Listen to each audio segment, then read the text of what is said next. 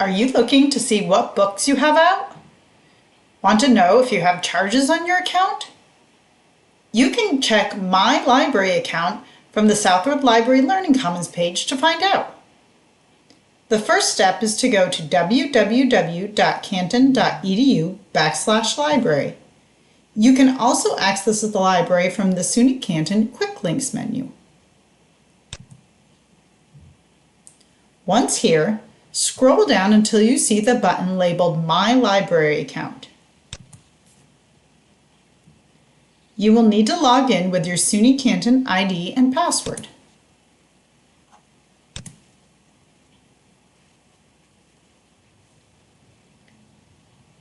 Once you're logged in, you'll be on the Overview page. Here, you can get a good snapshot of your account.